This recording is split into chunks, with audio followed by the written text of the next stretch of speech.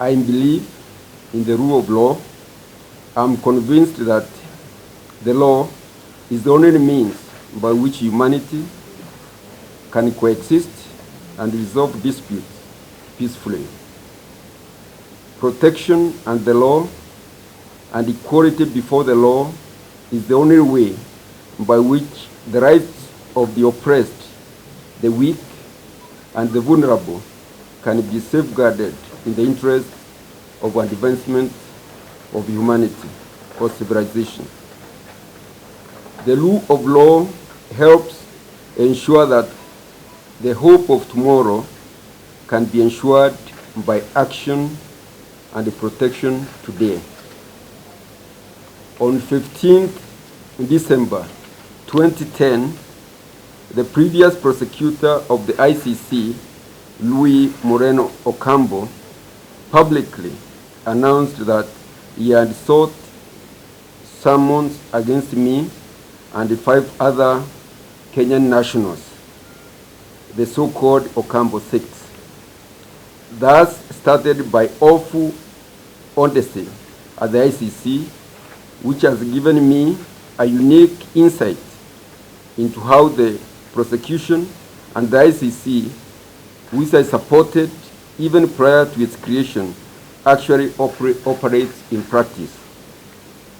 As a permanent representative of the Republic of Kenya to the United Nations, as chair of the 4th Committee and chair of the Charter Review Committee of the United Nations, and as a diplomat, I've always supported international law and worked to advance the cause of the ICC and helped bring it to a reality, resulting in Kenya signing and ratifying the Rome Statute. I've always, at all times, complied with any and all conditions that the judges of the ICC required of me. I've attended court even when not required of me. I've submitted to the ICC even though the case against me was always baseless and unfair. I never thought I would be a target of ICC or any court because I have always lived my life under the law. Never did I think that false allegations uttered against me would be accepted as truth by ICC.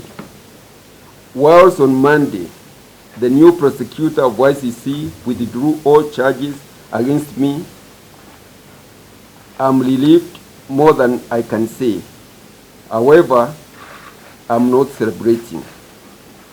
The ICC case broke my heart, not only because I, Francis Muthaura, was charged, but much more so because I have seen injustice abused and manhandled by those whose primary duty it was to respect it and safeguard it at all costs. It is an injustice that charges were brought by the prosecutor. It is a tragedy that safeguards to prevent abuse of ICC mechanism so clearly and so obviously failed. Throughout my years of public service, I have strived to discharge my responsibilities to this country honestly and to the best of my ability. I serve this Republic of Kenya and its people sincerely. All its people. To me, whether one is Kikuyu or Luo, Kalenjin or Maasai, Embu, Somali, Kisii, Luhya or Meru, it makes no difference. I love this country dearly, from north to south and from east to west, and hate divisive tribalism. I am in favor of everything and anything that unites us as one people, living at peace together under one flag. We will stand or fall as one nation together, not as 42 tribes.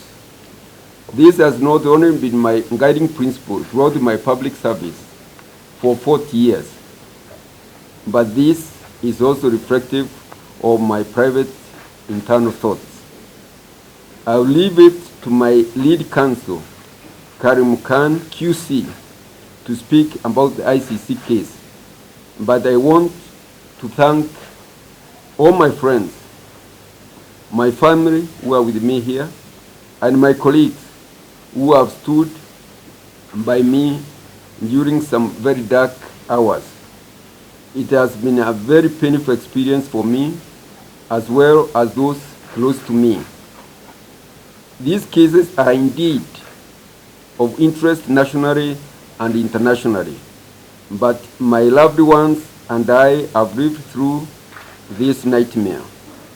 I thank God that we have kept faith in Him and in the truthfulness of my cause. I'm especially glad that my dear mother, who is 93 years old, and my father-in-law, who is 91 years, of which I've lived to see this today. I look forward to the judges of the ICC doing justice in all the other remaining cases, and pray that they are granted the wisdom and insight to separate truth from falsehood, so that justice can be done and it manifestly seen to be done. I also wish to sincerely thank the many witnesses, most of whom have never met me, who freely gave their time and spoke to my legal team when requested. No court can work without witnesses willing to speak the truth, and I commend all witnesses of truth who allow justice to be done. I thank them most sincerely. The duty of a prosecutor of what is revered as the highest criminal court in the world, the ICC, is a very, very important one. It affects lives, and in errors can shatter whole families irreparably. To the prosecutor I say, please be fair, please investigate your cases, please look for the truth and make sure that your staff live by this guiding principle.